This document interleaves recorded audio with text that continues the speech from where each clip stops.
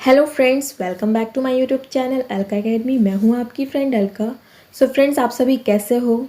आपकी प्रिपरेशंस कैसी चल रही है? होप आप सभी की प्रिपरेशंस अच्छे से चल रही हो। तो आज से मैं आपको 1000 सीरीज करवाने वाली हूं बाल विकास और शिक्षा शास्त्र से रिलेटेड हिंदी में। तो अगर आपको इंग्लिश में भी चाहिए तो आप मुझे कमेंट बॉक्स में ज़रूर बताइएगा। ओके फ्रेंड्स, तो चलिए जब बढ़ते हैं। तो इस वीडियो में आपको 45+ क्वेश्चंस मिलेंगे। तो जल्दी से जल्दी मेरी इस वीडियो को लाइक कीजिए, अपने दोस्तों के साथ शेयर कीजिए और आने वाले सारे इंपॉर्टेंट वीडियोस के लिए सब्सक्राइब करना ना भूलें। तो चलिए फ्रेंड्स, क्वेश्चंस की ओर बढ़ेंगे। एक बालक की वृद्धि से कौन सा कारक संबंधित नहीं है? पोषण, स्वास्थ्य, निद्रा और अधिवास। तो एक बालक की वृद्धि से कौन सा कारक संबंधित नहीं है? तो अधिवास जो बालक की वृद्धि से संबंधित नहीं है। अधिवास मतलब होता है घर, किसी का निवास स्थान। तो यह बालक की वृद्धि से संबंधित नहीं है। क्वेश्चन नंबर 2, शारीरिक अंगों अथवा संपूर्ण जीव की बढ़ोतरी को डैश कहते हैं? संवृद्धि, विकास, परिपक्वता और क्रम विकास। तो जो शारीरिक अंग और संपूर्ण जीव की जो बढ़ोतरी होती है उसे क्या कहते हैं? तो उसे संवृद्धि कहते हैं। इट मीन्स ग्रोथ होना कहते हैं। आपके शरीर में बढ़ोतरी हो रहा है और संपूर्ण जीव की बढ़ोतरी को संवृद्धि, इट मीन्स ग्रोथ कहा जाएगा। क्वेश्चन नंबर 3, आर्यन एक संकल्पना को अवधारणात्मक और सार्थक रूप से सीखने के बाद उस पर प्रश्न बनाने का प्रयास करता है। इस उदाहरण से विकास का कौन सा सिद्धांत संबंधित है? सामान्य से विशिष्टता का सिद्धांत, अंतर संबंध का सिद्धांत, व्यक्तिगत विभिन्नता का सिद्धांत और अंतःक्रिया का सिद्धांत। तो आर्यन एक व्यक्ति का नाम है जो एक संकल्पना को अवधारणात्मक और सार्थक रूप से सीखने के बाद उस पर प्रश्न बनाने का प्रयास करता है। तो यह कौन से विकास से संबंधित है? तो यह सामान्य से विशिष्टता का सिद्धांत है। मतलब नॉर्मल से स्पेशलिटी के ओर से सिद्धांत है। नॉर्मल से आगे जाना, विशिष्ट की तरफ बढ़ना, यह सामान्य से विशिष्टता का सिद्धांत है। क्वेश्चन नंबर 4, शिशु मृत्यु दर की गणना डैश की जाती है? जन्म लेने वाले प्रति 100 शिशुओं के आधार पर, जन्म लेने वाले प्रति 1000 शिशुओं के आधार पर, विभिन्न रंगों के संक्रमण के आधार पर और जन्म एवं मृत्यु संख्या के अंतर के आधार पर। तो शिशु मृत्यु दर की गणना किस पर की जाती है? तो जन्म लेने वाले प्रति 1000 शिशुओं के आधार पर शिशु मृत्यु दर की गणना की जाती है।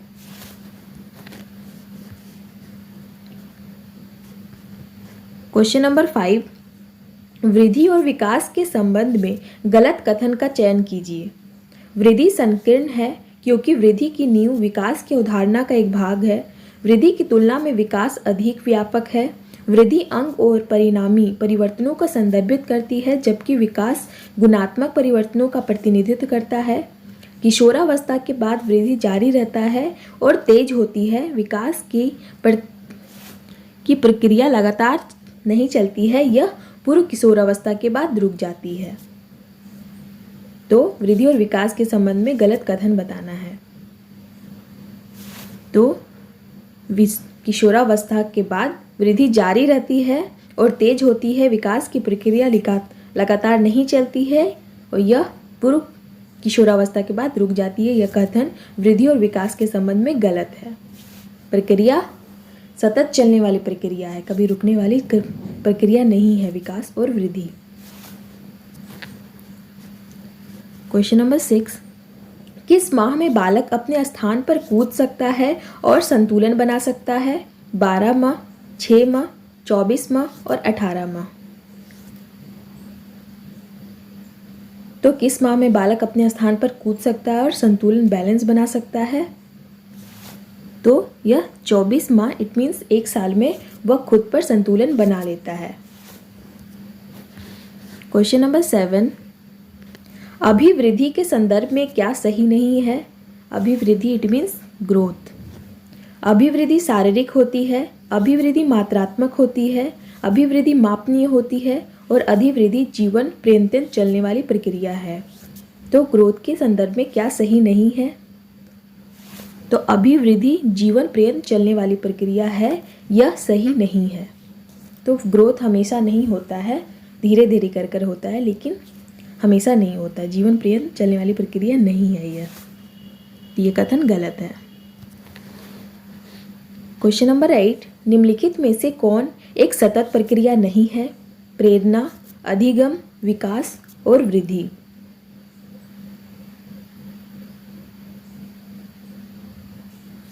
तो वृद्धि, ग्रोथ होना किसी चीज में एक सतत प्रक्रिया नहीं है। So right answer option D. Question number 9, बच्चों की वृद्धि के लिए कुछ माता पिता और शिक्षक डैश शर्तें प्रदान करने के बारे में अधिक चिंतित रहें? निश्चित, मूल रूप में, शक्तिशाली और सेहतमंद। तो बच्चे की वृद्धि के लिए कुछ माता पिता और शिक्षक डैश शर्तें प्रदान करने के बारे में अधिक चिंतित है? तो सेहतमंद शर्तें प्रदान करने के लिए अधिक चिंतित होते हैं। क्वेश्चन नंबर 10, निम्नलिखित में से कौन सा कथन सही है? परिपक्वता में अभ्यास का महत्व होता है।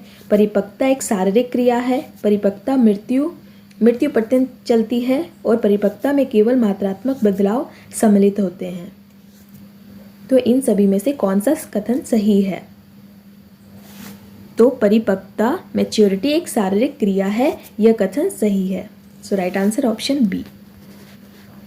क्वेश्चन नंबर 11, वृद्धि है गुणात्मक परिवर्तन, मात्रात्मक परिवर्तन, ए और बी दोनों और इनमें से कोई नहीं। तो वृद्धि क्या है? तो वृद्धि एक मात्रात्मक परिवर्तन है, क्वालिटी परिवर्तन, क्वांटिटी परिवर्तन। So right answer option B. Question number 12, मात्रात्मक व्यक्तिगत क्षमता रूपी प्रक्रिया को डैश कहा जाता है? विकास, वृद्धि, संतुलन और परिपक्वता। तो मात्रात्मक व्यक्तिगत क्षमता रूपी प्रक्रिया को वृद्धि, इससे पहले वाले क्वेश्चन में वही है, वृद्धि कहा जाता है। So right answer option B.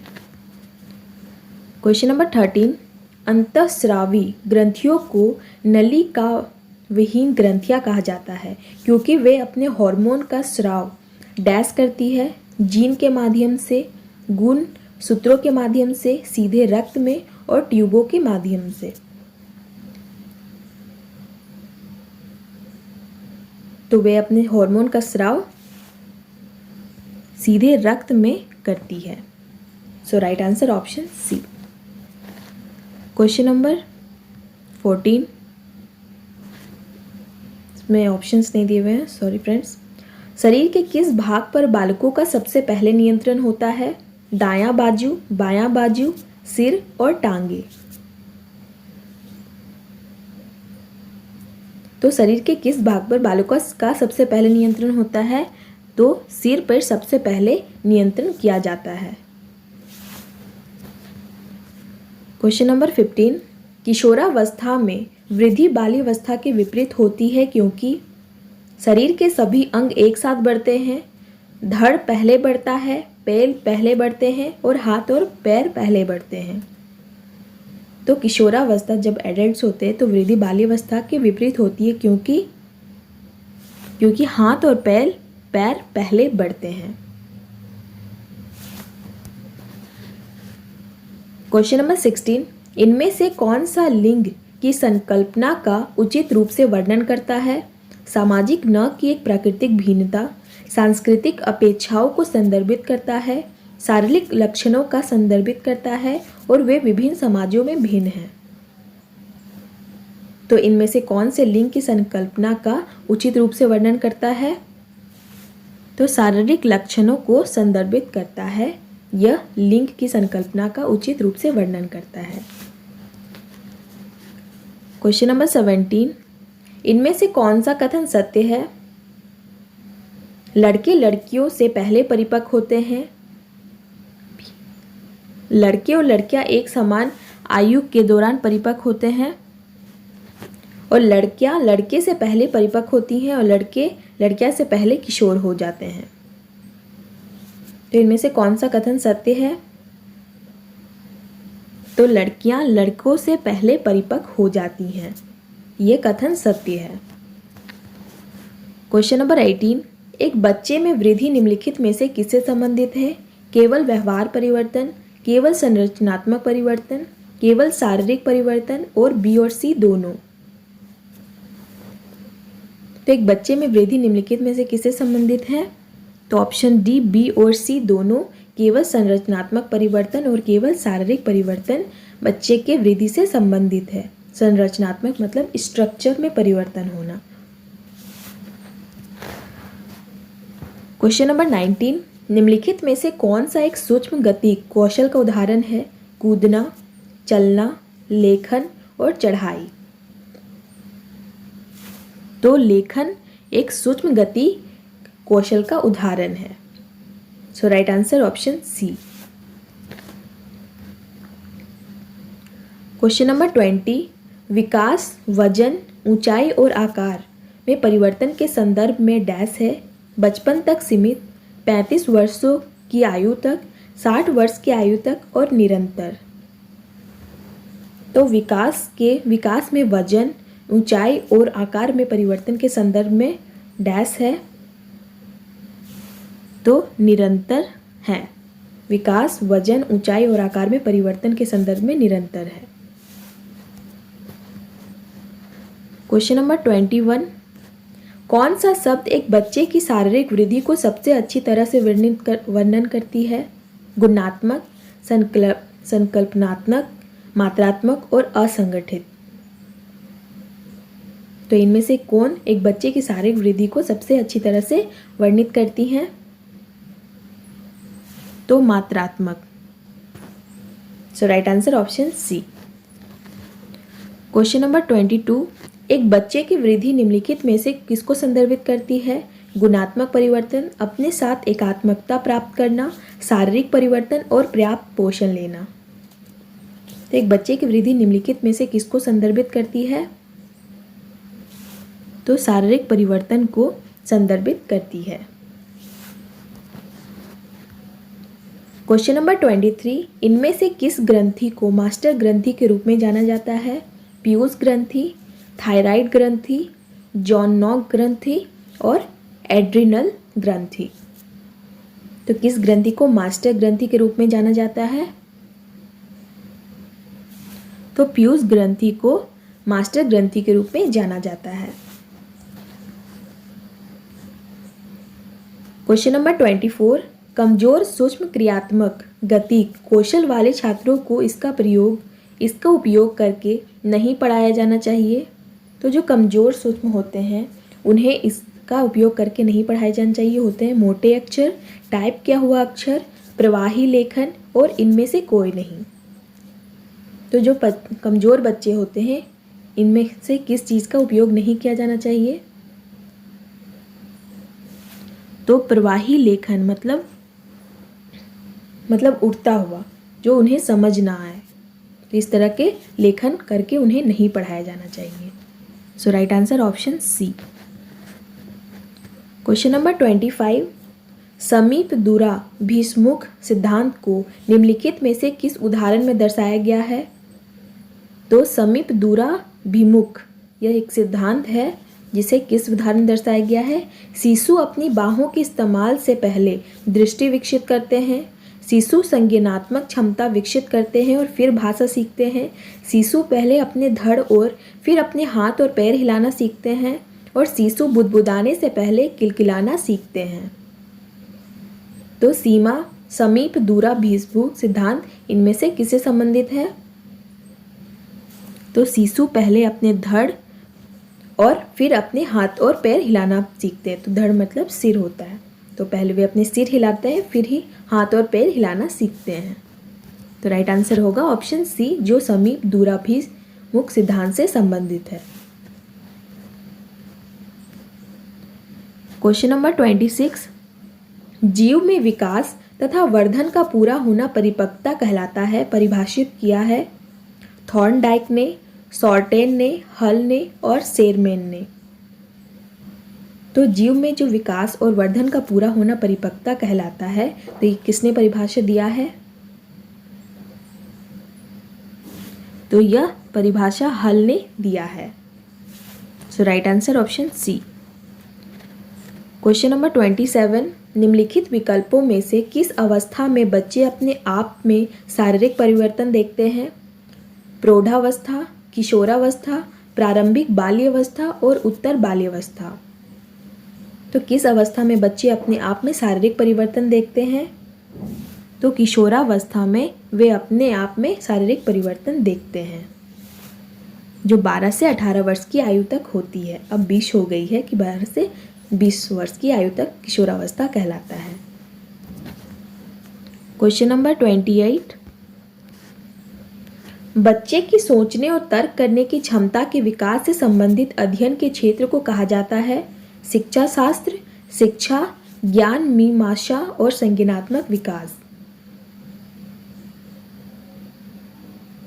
तो बच्चे की जो सोचने और तर्क करने की क्षमता के विकास से संबंधित अध्ययन के क्षेत्र को कहा जाता है संज्ञानात्मक विकास। मतलब जो कॉग्निटिव डेवलपमेंट होते हैं, हमारे माइंड से डेवलपमेंट होते हैं, जिससे बच्चे के सोचने की क्षमता और उन्हें आर्ग्यूमेंट करने, तर्क करने की क्षमता विकास करती है, जिसे संज्ञानात्मक विकास कहा जाता है। क्वेश्चन नंबर 29, वृद्धि और विकास के संबंध में कौन सा कथन सत्य है? संख्या या आकार में बढ़ना। संख्या या आकार में बढ़ना बच्चों के लिए अच्छा नहीं है। उपरोक्त दोनों और एक समय के बाद विकास रुक जाता है। तो वृद्धि और विकास के संबंध में संख्या और या आकार में बढ़ना यह कथन सत्य है। क्वेश्चन नंबर 30, बच्चे के शारीरिक विकास के संबंध में निम्नलिखित में से कौन सा विकल्प उपयुक्त है? नकारात्मक गुणवत्ता, मात्रात्मक गुण, गुणात्मक गुणवत्ता और सकारात्मक गुण। तो बच्चे के शारीरिक विकास के संबंध में कौन सा विकल्प उपयुक्त है? तो सकारात्मक गुण जो बच्चे के शारीरिक विकास से संबंधित उपयुक्त है। क्वेश्चन नंबर 31, भाषा के अर्जन एवं विकास के लिए सर्वाधिक संवेदनशील अवधि कौन सी है? जन्म पूर्व अवधि, प्रारंभिक बाल्यावस्था, मध्य बाल्यावस्था और किशोरावस्था। तो भाषा का जो अर्जन करते हैं, हम सीखते हैं, और विकास के लिए सर्वाधिक संवेदनशील अवधि कौन सी है? तो उसे प्रारंभिक बाल्यावस्था की अवधि में कहा जाएगा। So right answer option B. Question number 32, मानव विकास और वृद्धि को समझना एक शिक्षक को डैश में सक्षम बनाता है? शिक्षण के दौरान शिक्षार्थियों की भावनाओं पर नियंत्रण रखने में, विविध शिक्षार्थियों को पढ़ाने के बारे में स्पष्ट रहना, छात्रों को बताइए कि वे अपने जीवन को कैसे बेहतर बना सकते हैं, और एक निष्पक्ष तरीके से उन्हें शिक्षण का अभ्यास करवाना। तो मानव विकास और वृद्धि को समझने में एक शिक्षक को क्या सक्षम बनाता है? तो विविध शिक्षार्थियों को पढ़ाने के बारे में स्पष्ट रहना, इस बारे में वे सक्षम बनते हैं। क्वेश्चन नंबर 33, आनुवंशिक विन्यास के पूर्व निर्धारित रूप से प्रकट होने की प्रक्रिया डैश कहलाती है? अनुकूलन, अधिगम, समाजीकरण और परिपक्वता। तो आनुवंशिक विन्यास के पूर्व निर्धारित रूप में से प्रकट होने वाली प्रक्रिया क्या कहलाती है? तो परिपक्वता कहलाती है, maturity. So right answer option D. Question number 34, dash विकास के कारण शुरुआती किशोरों के हाथों और पैरों में वृद्धि की गति प्रमुख है? समीपस्थ, विपरीत, शीर्षाभिमुख और शीर्ष। तो किस विकास के कारण शुरुआती किशोरों के हाथ और पैर में वृद्धि की गति प्रमुख है? तो विपरीत शीर्षाभिमुख विकास के कारण शुरुआती किशोरों के हाथों और पैरों में वृद्धि की गति प्रमुख है। क्वेश्चन नंबर 35, निम्नलिखित में से कौन सा वृद्धि और विकास का सिद्धांत नहीं है? समीप दूराभिमुख का सिद्धांत, अंतर संबंध का सिद्धांत, व्यक्तिगत भिन्नता का सिद्धांत और वृद्धि और विकास की दर एक समान। तो इनमें से कौन सा वृद्धि और विकास का सिद्धांत नहीं है? तो वृद्धि और विकास की दर एक समान या विकास का सिद्धांत नहीं है। तो विकास निरंतर होते रहती है, ये कभी भी रुकने वाली प्रक्रिया नहीं है और वृद्धि हमेशा नहीं होती। क्वेश्चन नंबर 36, याद रखने, समस्या समाधान और निर्णय लेने सहित विचार प्रक्रियाओं के निर्माण से संबंधित अध्ययन के क्षेत्रों को कहा जाता है। शिक्षा शास्त्र, शिक्षा, ज्ञान मीमांसा और संज्ञानात्मक विकास। जो हम याद रखते हैं और जो प्रॉब्लम सॉल्व करते हैं और जो हम डिसीजन लेते हैं, तो इस तरह की विचार प्रक्रियाओं में कौन सा अध्ययन के क्षेत्र को में कहा जाएगा? तो यह एक संज्ञानात्मक विकास के क्षेत्र में आता है, मतलब कॉग्निटिव डेवलपमेंट, जो हमारे माइंड से रिलेटेड होता है, जो हमारे ज्ञान से रिलेटेड होता है। क्वेश्चन नंबर 37, कहा जाता है कि विकास एक कभी न खत्म होने वाली प्रक्रिया है। निम्नलिखित में से कौन इसे परिभाषित करता है? सहभागिता का सिद्धांत, एकीकरण का सिद्धांत, निरंतरता का सिद्धांत और परस्परता का सिद्धांत। तो यह इसे निरंतरता के सिद्धांत में परिभाषित किया जाता है। So right answer option C. Question number 38, परिपक्वता एक है मनोवैज्ञानिक प्रक्रिया, मानसिक प्रक्रिया, अभिगम प्रक्रिया और जैविक प्रक्रिया। तो परिपक्वता क्या है? परिपक्वता एक जैविक प्रक्रिया है। क्वेश्चन नंबर 39, बालकों में वृद्धि और विकास में क्या शामिल है? मात्रात्मक परिवर्तन, गुणात्मक परिवर्तन, मात्रात्मक एवं गुणात्मक परिवर्तन दोनों, और शरीर के आकार और बनावट में केवल भौतिक परिवर्तन।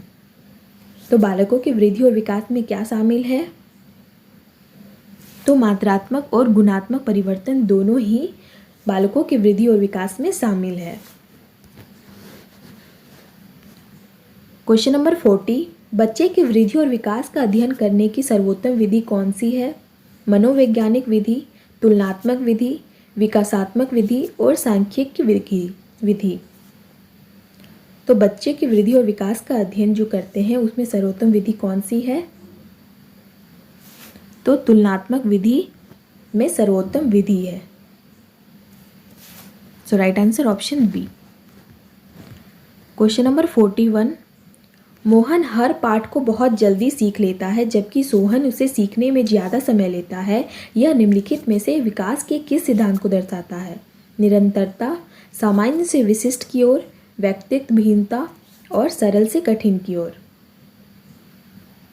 तो यह व्यक्तित्व भिन्नता की ओर यह सिद्धांत दर्शाता है कि सभी मनुष्य में एक जैसी सीखने की क्षमता नहीं होती है, उनमें एक जैसा विकास हमेशा नहीं होता है। कोई जल्दी सीखता है, कोई देर से सीखता है। तो यही होती है अंतरता। तो व्यक्तित्व विभिन्नता होती है, यह सिद्धांत दर्शाता है। क्वेश्चन नंबर 42, निम्नलिखित में से कौन शिक्षार्थी की लिखावट से संबंधित है?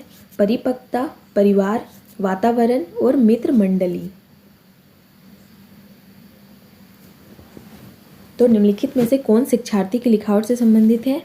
तो परिपक्वता जो शिक्षार्थी की लिखावट से संबंधित है।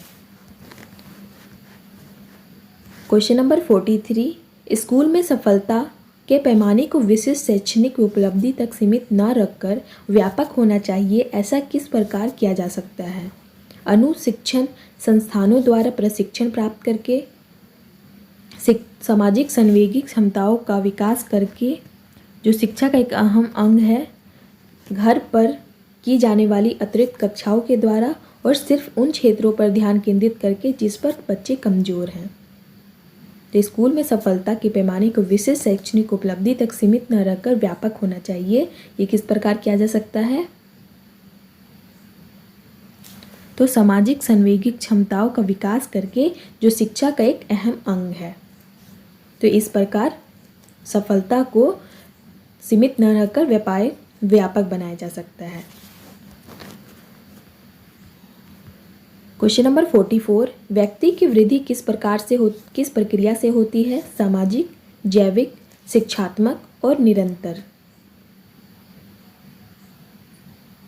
तो व्यक्ति की वृद्धि जैविक प्रक्रिया से होती है। So right answer option B. Question number 45, बच्चों में माता पिता की अति सुरक्षात्मकता अति सुरक्षात्मकता डैश उत्पन्न कर सकती है? ईमानदारी, प्रतिस्पर्धा, उपागम, आत्मविश्वास की कमी और उपरोक्त में से कोई नहीं। तो बच्चों में माता पिता की अति सुरक्षात्मकता डैश उत्पन्न कर सकती है? तो जो बच्चे होते हैं उनमें माता पिता बहुत ज़्यादा उन्हें सुरक्षा प्रदान करते हैं, तो उससे क्या उत्पन्न हो सकती है? तो आत्मविश्वास में कमी में उत्पन्न हो सकती है। उन्हें जो आत्मविश्वास है खुद पर, वो कमी हो सकती है। क्वेश्चन नंबर 46, प्रत्येक कोशिका में 46 डैश होते हैं जो माता पिता से बच्चों को दी गई सभी आनुवांशिक सूचनाओं के लिए जिम्मेदार होते हैं? जीन, गुणसूत्र, युग्मनज और युग्मक। तो प्रत्येक कोशिकाओं में 46 डैश होते हैं। तो 46 गुणसूत्र होते हैं जो माता पिता से बच्चों को दी गई सभी आनुवांशिक सूचनाओं के लिए जिम्मेदार होते हैं। क्वेश्चन नंबर 47, निम्नलिखित में से कौन सा कथन सही है नहीं है? विकास और वृद्धि एक दूसरे के समानार्थी हैं। विकास एक सतत प्रक्रिया है। वृद्धि विकास का ही एक भाग है। और विकास कार्यक्षमता, कार्यकुशलता और व्यवहार में आने वाले गुणात्मक परिवर्तनों को प्रकट करता है। तो इनमें से कौन सा कथन सही नहीं है? तो विकास और वृद्धि एक दूसरे के समानार्थी शब्द है, यह कथन सत्य नहीं है। समानार्थी शब्द मतलब होता है एक समान अर्थ होना। विकास सतत चलने वाली प्रक्रिया, ये निरंतरता चलने वाली प्रक्रिया, बट वृद्धि निरंतर चलने वाली प्रक्रिया नहीं है। बट विकास एक सतत प्रक्रिया है, ये सही है। वृद्धि विकास का ही एक भाग है। और विकास कार्यकुशलता, कार्यक्षमता और व्यवहार में आने वाले गुणात्मक परिवर्तनों को प्रकट करता है। तो ये सभी कथन सत्य हैं। बाकी विकास और वृद्धि एक दूसरे के समानार्थी हैं, ये कथन सत्य नहीं है। ओके फ्रेंड्स, तो ये लास्ट क्वेश्चन था। तो 47 क्वेश्चंस कंप्लीट हो गए। ये सारे बहुत ही इंपॉर्टेंट है। और अगर आपको इसके पीडीएफ्स चाहिए तो आप मुझे कमेंट बॉक्स में ज़रूर बताइएगा। और अगर आपको इसके इंग्लिश एडिशन चाहिए तो आप मुझे कमेंट बॉक्स में ज़रूर बताइएगा। या कोई भी क्वेश्चंस या आपको रिलेटेड कोई भी टॉपिक में क्वेश्चंस चाहिए तो आप मुझे कमेंट बॉक्स में ज़रूर बता सकते हैं। ओके फ्रेंड्स, फिर अगली वीडियो में और सारे इंपॉर्टेंट क्वेश्चन के साथ हम मिलेंगे। इसी सीरीज़ के साथ अगली वीडियो में मिलते हैं।